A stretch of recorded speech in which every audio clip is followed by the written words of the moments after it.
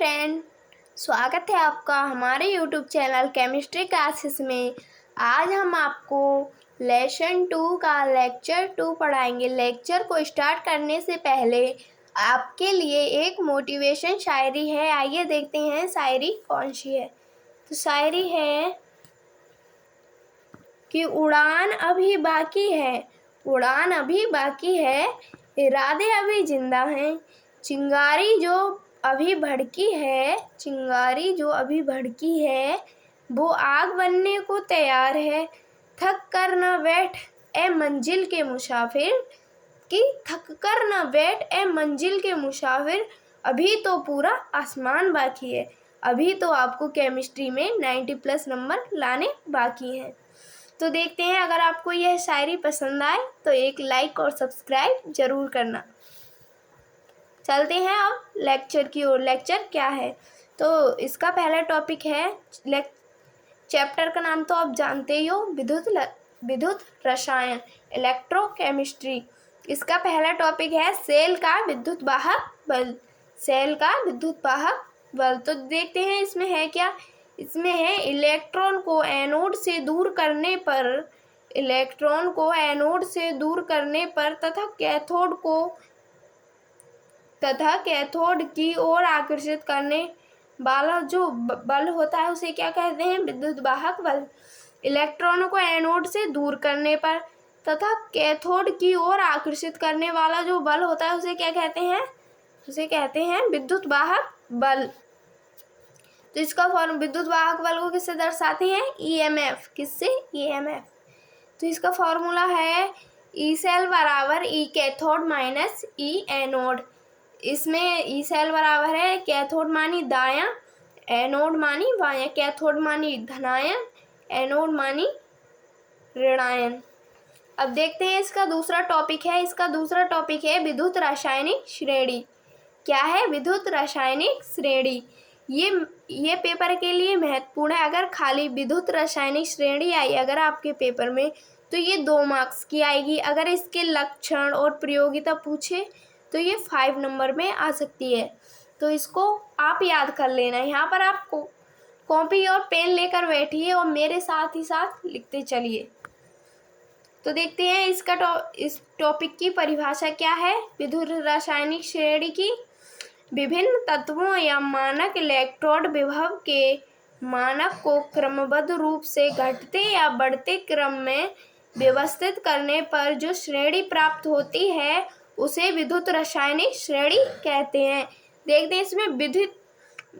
हैं इसमें विभिन्न तत्वों या मानक इलेक्ट्रोड, जो विभिन्न तत्व हैं और उनके मानक इलेक्ट्रोड विभव के मानक को क्रमबद्ध मतलब क्रम वाइज क्रम रूप से घटते या बढ़ते क्रम में व्यवस्थित करने पर जो श्रेणी प्राप्त होती है उसे क्या कहते हैं?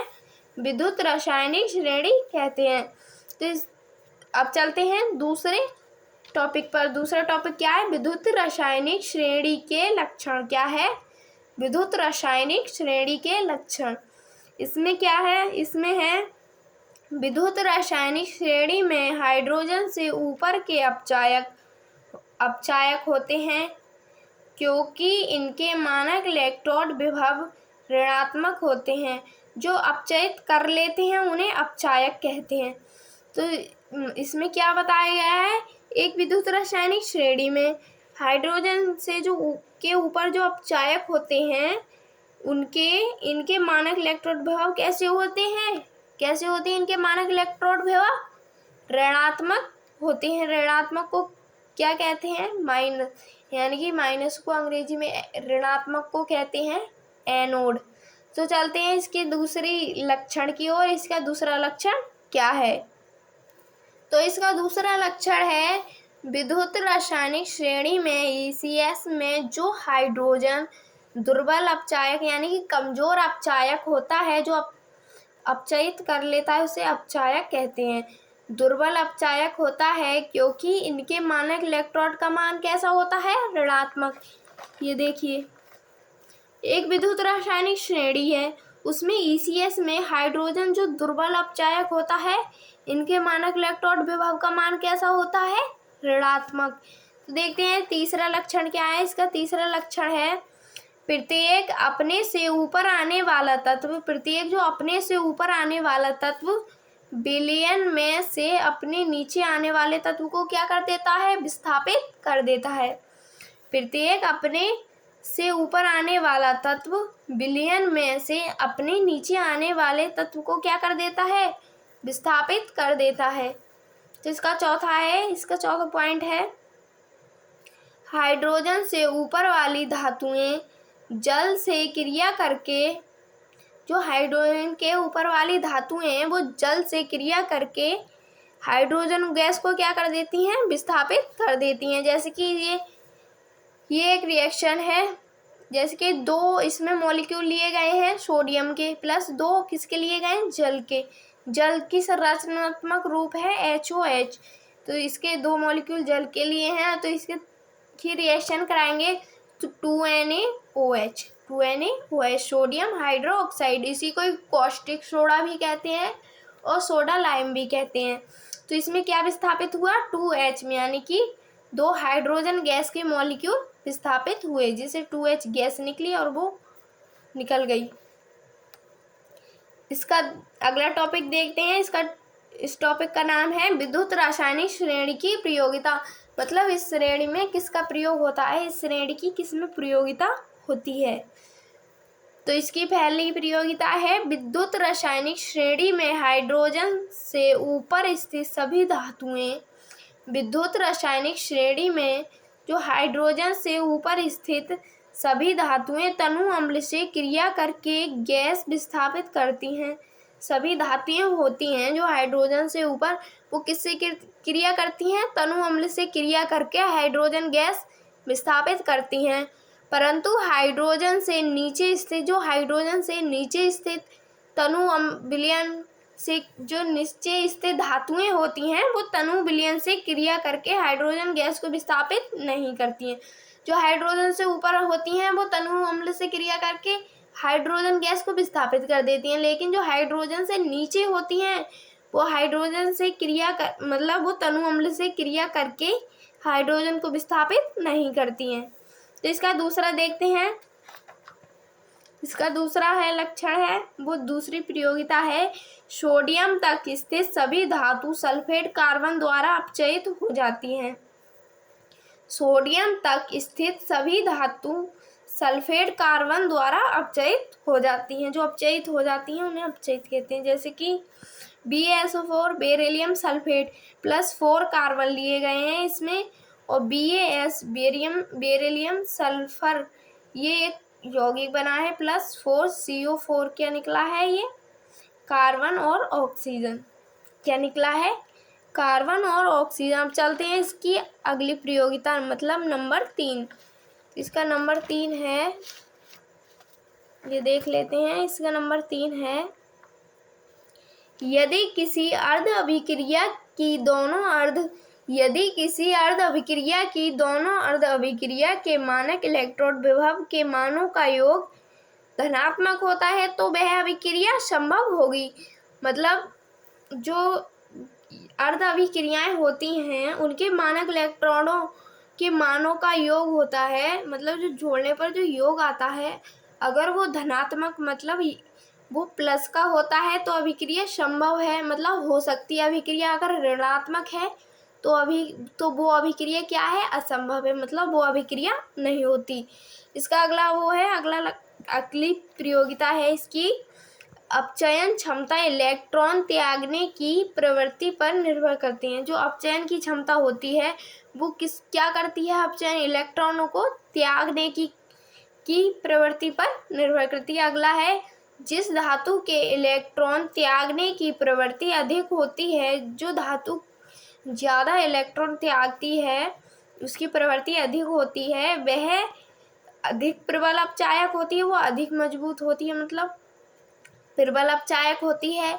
अधिक प्रबल मानक इलेक्ट्रोड विभव अधिक ऋणात्मक होते हैं। जो अधिक प्रबल होते हैं उनके मानक इलेक्ट्रोड कैसे होते हैं, अधिक ऋणात्मक, मतलब माइनस होते हैं। तो अगला है इसका अगली प्रयोगिता है ऑक्सीकारक क्षमता इलेक्ट्रॉन ग्रहण करने की प्रवृत्ति पर निर्भर करती है। ऑक्सीकारक क्षमता इलेक्ट्रॉन ग्रहण करने की प्रवृत्ति पर क्या करती है, निर्भर करती है। जिस धातु की इलेक्ट्रॉन ग्रहण करने की प्रवृत्ति अधिक होती है वह अधिक प्रबल होती है। समझो, इसमें जो धातु है उसकी इलेक्ट्रॉन ग्रहण करने की प्रवृत्ति जितनी अधिक होती है वह उतनी ही अधिक क्या होगी, प्रबल, मतलब प्रबल ऑक्सीकारक होती है। कैसी होती है, प्रबल ऑक्सीकारक होती है। इसके मानक इलेक्ट्रोड विभव का मान कैसा होगा, धनात्मक, मतलब प्लस। इसके मानक इलेक्ट्रोड विभव का मान क्या होगा, धनात्मक। इसका अगला है एनोड पर ऑक्सीकरण तथा कैथोड पर अपचयन। एनोड पर ऑक्सीकरण होता है और कैथोड पर क्या होता है, अपचयन होता है। इलेक्ट्रॉन के दो धातुओं में से जिस धातु का स्थान ECS में ऊंचा है, जिस धातु का स्थान ECS में ऊंचा होता है उसका ऑक्सीकरण, उसका क्या होता है, ऑक्सीकरण होता है तथा वह निगेटिव ध्रुव का कार्य करता है। क्या करता है, वह निगेटिव ध्रुव का कार्य करता है। किसका करता है, नेगेटिव ध्रुव का कार्य करता है। ये वाला हो गया। अब अगली प्रयोगिता पर चलते हैं। वह आपको दिख रहा होगा, ये है, वह नेगेटिव ध्रुव का कार्य करता है। अगला है इसका, किसी सेल का विद्युत वाहक बल, जो एक सेल है उसका क्या है, विद्युत वाहक बल क्या है, उसका विद्युत वाहक बल है वह एनोड के मानक विभव का अंतर होता है।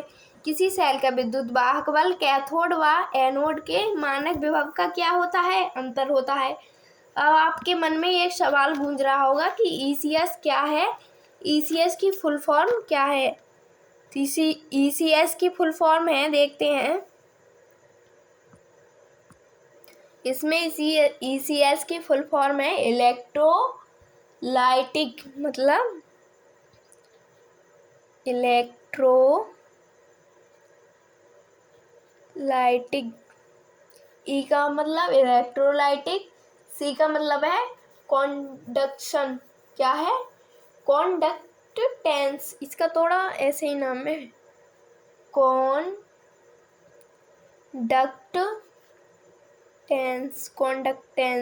क्या है, कॉन्डक्टेंस। अब इसमें क्या रहेगा, S का फुल फॉर्म है स्पेसिफिक, इलेक्ट्रोलाइटिक कॉन्डक्टेंस स्पेसिफिक, क्या है, स्पेसिफिक, क्या है, स्पेसिफिक। आप इसकी फुल फॉर्म नोट कर लेना, आपके ये पेपर में बहुविकल्प के रूप में आ सकती है, मतलब अति लघु जो बहुविकल्पीय होते हैं उसमें आ सकती है। इसकी फुल फॉर्म क्या है, इलेक्ट्रोलाइटिक कॉन्डक्टेंस स्पेसिफिक, ECS की। तो अगर आपको यह वीडियो पसंद आती है या फिर अच्छी लगती है तो एक लाइक और सब्सक्राइब ज़रूर कर देना। Thank you.